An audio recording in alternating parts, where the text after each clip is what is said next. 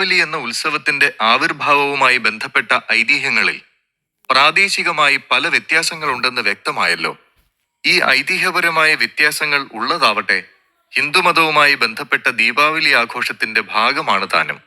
ചരിത്രപരമായി ദീപാവലിയെ പഠനവിധേയമാക്കാൻ ലഭ്യമാകുന്ന റഫറൻസ് ഹിന്ദു പുരാണങ്ങളുമായി ബന്ധപ്പെട്ട ഇത്തരം കഥകളിൽ നിന്നുമാണ്.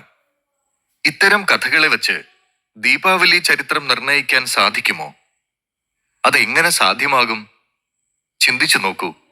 അല്പം കൗതുകകരമായ സംഗതിയാണ്. രാമായണത്തെ ആസ്പദമാക്കി ദീപാവലി ആഘോഷിക്കുന്നതെടുത്താൽ അതിനുശേഷമുള്ള ഒരു നിശ്ചിത കാലത്തെ ആരംഭമായി പരിഗണിക്കാം. ഇനി അതല്ല, മഹാഭാരതത്തിലെ നരകാസുരവധവുമായി ബന്ധപ്പെട്ട കഥയാണെങ്കിലോ അതിനും ശേഷമുള്ള ഒരു നിശ്ചിത കാലത്തെ ഗണിച്ച് ഈ കാലയളവിലാണ് ദീപാവലി ഉണ്ടായതെന്ന് സമർത്ഥിക്കാം. ഇനി മഹാലക്ഷ്മിയുമായി ബന്ധപ്പെട്ട ഐതിഹ്യമുണ്ടല്ലോ, അതാണെങ്കിലോ രാമായണത്തിനും മഹാഭാരതത്തിനും മുമ്പേ നടന്ന കഥയാണത്.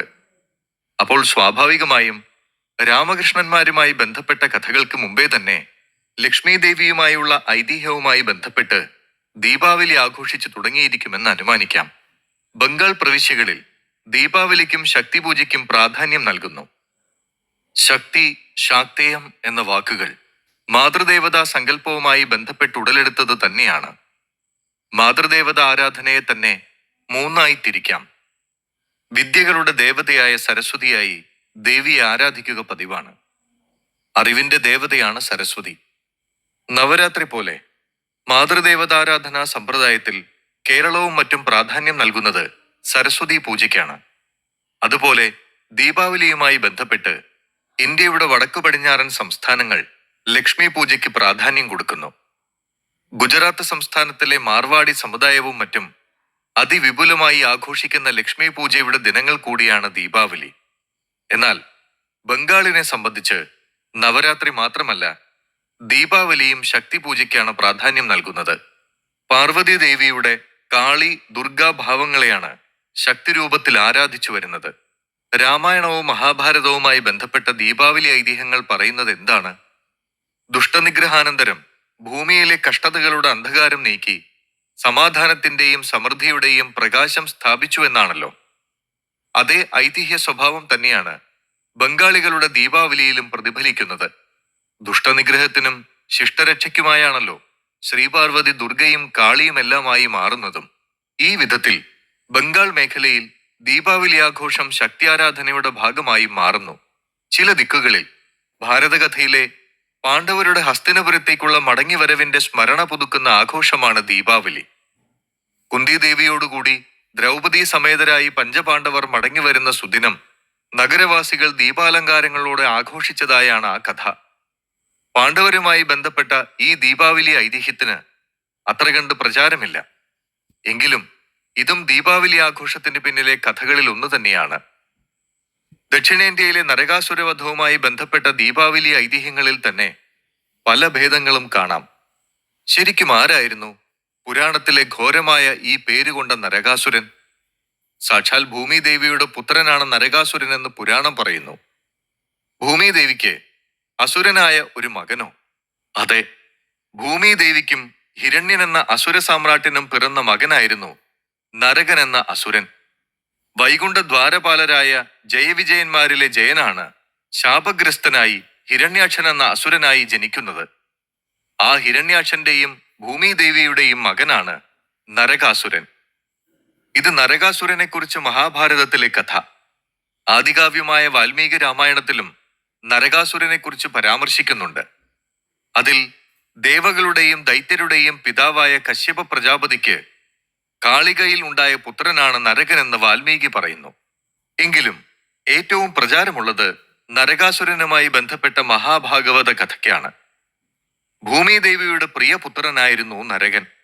അതിനാൽ തന്നെ വിഷ്ണുഭക്തയായ ഭൂമിദേവി മഹാവിഷ്ണുവിനെ ചെന്നുകണ്ട് മകൻ നരകന് നാരായണാസ്ത്രം എന്ന ദിവ്യമായ വൈഷ്ണവാസ്ത്രം നൽകി അനുഗ്രഹിക്കണമെന്ന് അപേക്ഷിക്കുന്നു.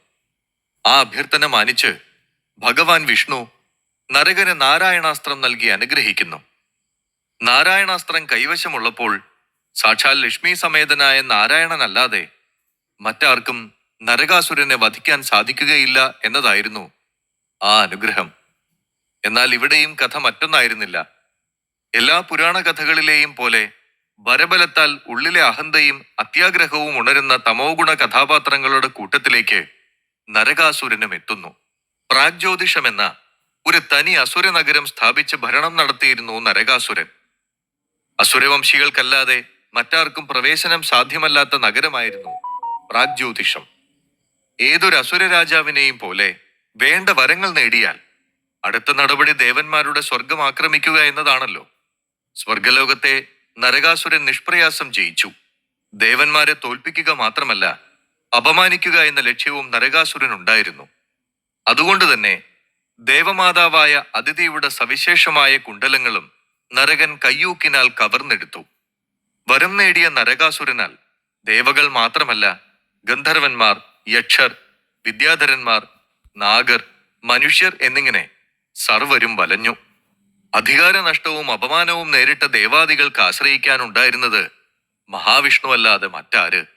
നരകാസുരനാലുണ്ടായ പ്രപഞ്ച ദുഃഖം തീർക്കാൻ ഒടുവിൽ മഹാവിഷ്ണു തന്നെ പുറപ്പെട്ടു. ലക്ഷ്മി ദേവിയോട് ഒരുമിച്ച് തന്റെ ഗരുഡവാഹനത്തിലേറി പ്രാഗ്ജ്യോതിഷ നഗരത്തിൽ പ്രവേശിച്ച വിഷ്ണു നരകാസുരനുമായി യുദ്ധത്തിലേർപ്പെട്ടു. നാരായണാസ്ത്രത്തോടൊപ്പം നൽകപ്പെട്ട വരവും അതായിരുന്നല്ലോ, ലക്ഷ്മി സമേതനായ വിഷ്ണുവാൽ മാത്രമേ മരണം സംഭവിക്കൂ എന്ന്. അതിനാൽ തന്നെ ആ യുദ്ധത്തിൽ നരകാസുരൻ കൊല്ലപ്പെടുകയും ദേവന്മാർക്ക് അവരുടെ സ്വർഗലോകം തിരിച്ചു കിട്ടുകയും ചെയ്തു. അതിൽ ആഹ്ലാദിച്ച ദേവന്മാർ സ്വർഗത്തെ ദീപങ്ങളാൽ പ്രകാശമാനമാക്കുകയും പുഷ്പവൃഷ്ടി നടത്തുകയും ചെയ്തു എന്നൊരു കഥ. അപ്പോൾ ഈ കഥ പ്രകാരം ദീപാവലി എന്ന ആഘോഷം ആരംഭിക്കുന്നത് മേലെ ആകാശത്തിന് മീതെയുള്ള സ്വർഗത്തിൽ നിന്നാണെന്ന് പറയേണ്ടി വരും, അല്ലേ? ഭാരതകഥയിൽ നരകാസുരവധം ചെയ്യുന്നത് കൃഷ്ണനാണ്. വിഷ്ണുവിന്റെ ദശാവതാരങ്ങളിൽ 9ാമത്തെ അവതാരമാണല്ലോ കൃഷ്ണൻ. എന്നാൽ മഹാവിഷ്ണുവിന്റെ പൂർണ്ണ സ്വരൂപമായും ഭഗവാൻ കൃഷ്ണനെ കാണുന്നു. മഹാഭാരതം പ്രകാരം സത്യഭാമാ സമേതനായ ശ്രീകൃഷ്ണനാണ് പ്രാഗ്ജ്യോതിഷത്തിലെത്തി നരകാസുരനെ വധിക്കുന്നത്. തോൽവി സമ്മതിച്ച് മരണാസന്നനായി കിടക്കുന്ന നരകന് പശ്ചാത്താപബോധമുണ്ടാവുന്നതായി കഥയുണ്ട്. ജന്മമോക്ഷത്തിലേക്ക് നടന്നുകൊണ്ടിരിക്കുന്ന പശ്ചാത്താപ വിവശനായ മകനായി ഭൂമിദേവിയും കൃഷ്ണനോട് വീണ്ടും അപേക്ഷിക്കുന്നു, അവന്റെ സ്മരണയ്ക്കായി ഒരു ദിനം വേണമെന്ന്. നരകാസുരന്റെ തടവിൽ 16,000 രാജകന്യകമാർ ഉണ്ടായിരുന്നു. അസുരനെ വധിച്ച് സത്യഭാമയോടും അശരണകളായ ആ 16,000 രാജകന്യകകളോടും കൂടി തിരികെ എത്തിയ ഭഗവാൻ കൃഷ്ണനെ അദ്ദേഹത്തിന്റെ നഗരവാസികൾ ദീപങ്ങൾ കൊണ്ട് നാടും വീടും അലങ്കരിച്ചും മധുരവിഭവങ്ങൾ പരസ്പരം പങ്കുവച്ചും സ്വീകരിച്ചു എന്ന ഐതിഹ്യമാണല്ലോ നമുക്ക് പ്രബലമായുള്ളത്.